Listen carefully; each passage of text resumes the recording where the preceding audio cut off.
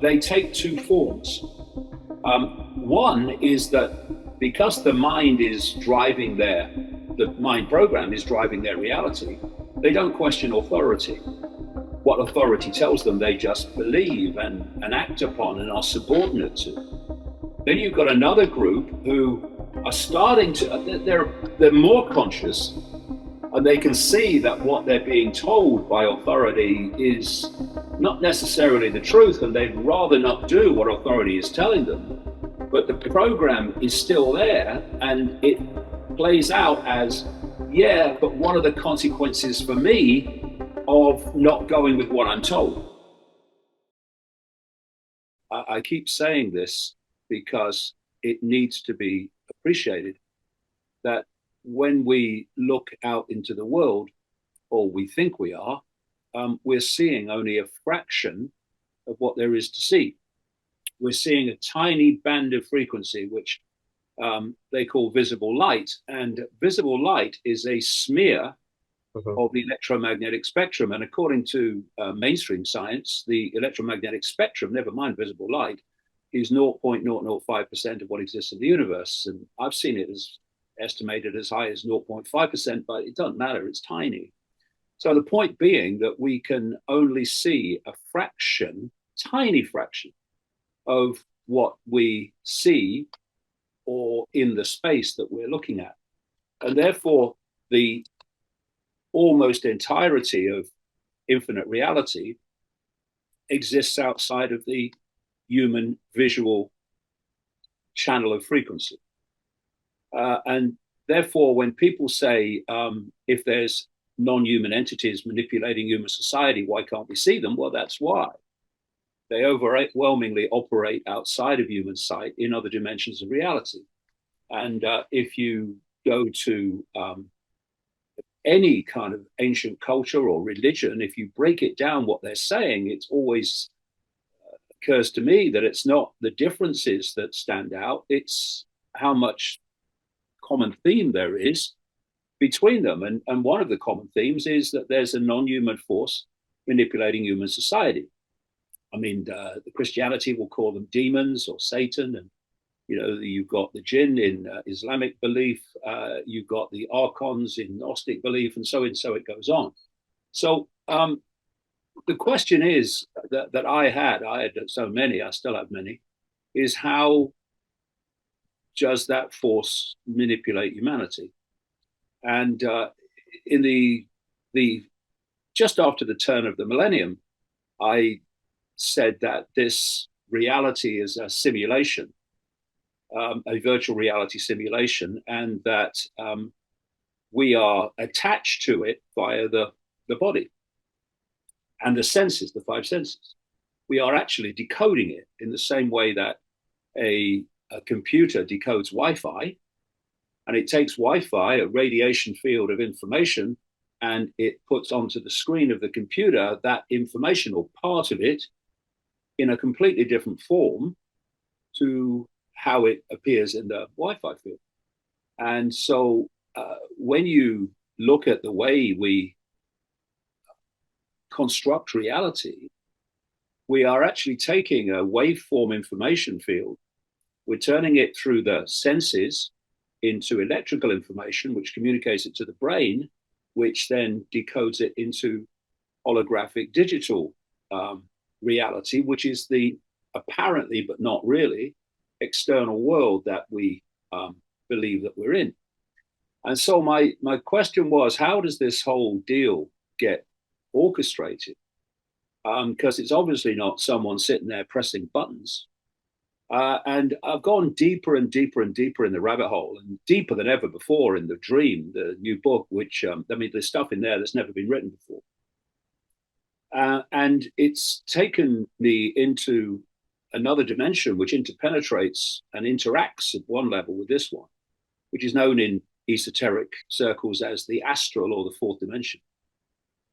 And, you can tend to think that another dimension is necessarily ethereal in nature.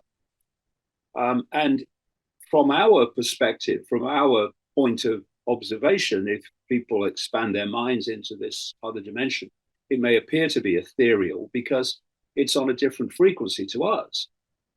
It's like a ghost will look ethereal because it's on a different frequency to us. But if you were on that frequency, if you were in the astral and on the astral frequency and interacting with it, then in many ways it would be as physical or appear as physical as this reality. And what I go into in the dream is how in that reality is a level of artificial intelligence, AI, which makes even the cutting edge that we see of human artificial intelligence to be effectively the Stone Age. And I describe in the book how this reality and what we call human life is actually being manipulated by artificial intelligence, astral artificial intelligence. And, you know, as I've looked at the different spiritual beliefs, whether they're religious or cultural or whatever, there is another common theme, there are so many, which is that, I mean, the Eastern religions all talk about this, but so do many others, that to become enlightened, in other words, to see beyond this reality, to understand beyond the limits of knowledge in this reality, you have to breach the mind. You have to go on beyond the mind. The mind is the barrier to enlightenment. That's what we keep being told. So my question was, okay, I can go with that. So what's the mind? What is the mind? What is this mind, this barrier you have to go beyond to become enlightened? And I describe in the book how I say that this mind is actually AI.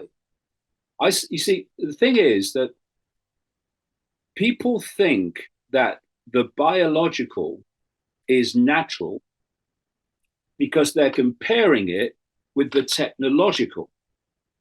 So they say that's technological, that's natural because it's biological.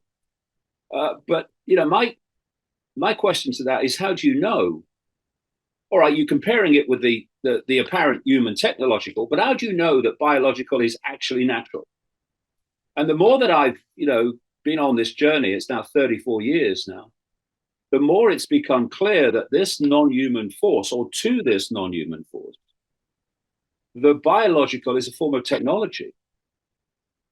And therefore, this biological computer, the body as I call it, is a form of technology, but beyond anything that humans have ever got close to. And so what I'm saying about the mind, the human mind, is that it's an AI program. And if you come into this world with that AI program and you do not expand beyond it into consciousness, beyond the mind program and beyond the simulation program, then pretty much your life is laid out from start to finish. And when you're going to leave this reality will pretty much be known when you arrive. The unknown force, and this is what is happening to more and more people, is consciousness, where you open from the limitations of the program and the influence of the program that's constantly telling you how to perceive reality into levels of consciousness beyond the program. And that's what we call awakening.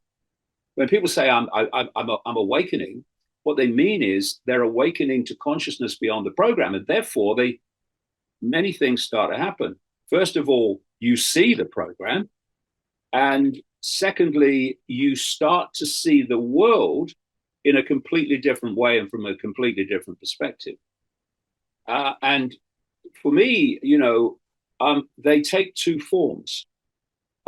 One is that because the mind is driving the mind program is driving their reality, they don't question authority. What authority tells them, they just believe and act upon and are subordinate to. Then you've got another group who are starting to, they're more conscious, and they can see that what they're being told by authority is not necessarily the truth, and they'd rather not do what authority is telling them. But the program is still there, and it plays out as, yeah, but what are the consequences for me of not going with what I'm told?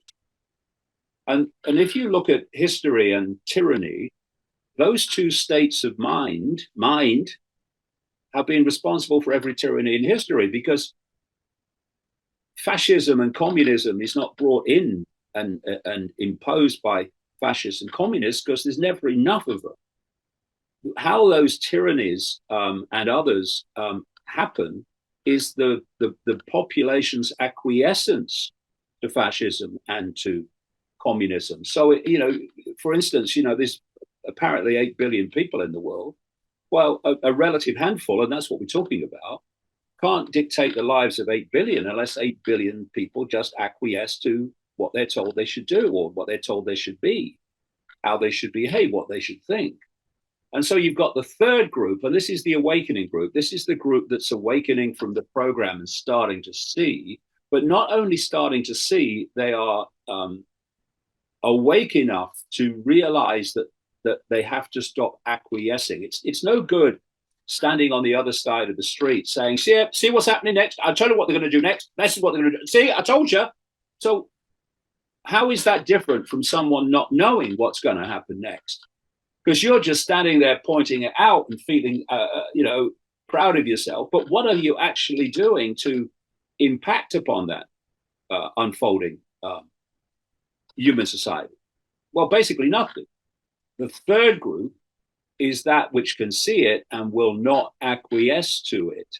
And that's the group that's ended every tyranny in history, because in the end, what it comes down to is self-respect.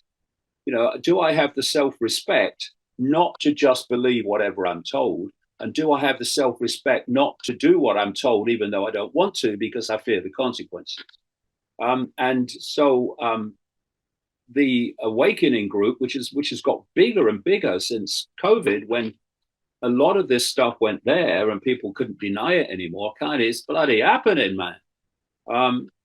They're the ones that are that's the group that will bring this down, and that's the group that has to get bigger and bigger and bigger and bigger.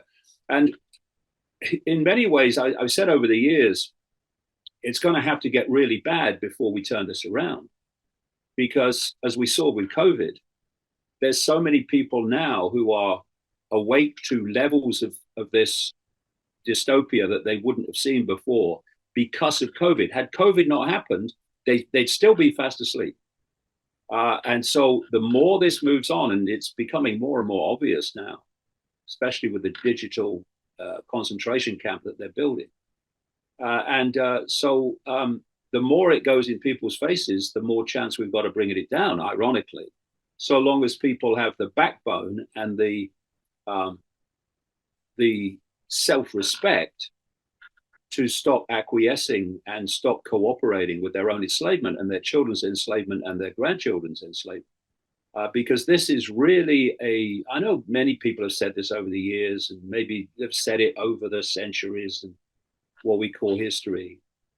This is a pivotal point in human history. Well, it is, because if this digital concentration camp is imposed, for instance, where all money is digital, and as is now possible, that digital money is programmable, which means they can dictate how it's spent and how it isn't spent. You want to buy a book that's challenging the system, well, your programmed money won't buy it. We are at this pivotal point, and the next few years, up to their key year, it seems, of 2030, to have all this in place, are going to be very, very pivotal years in the longer term future of humanity.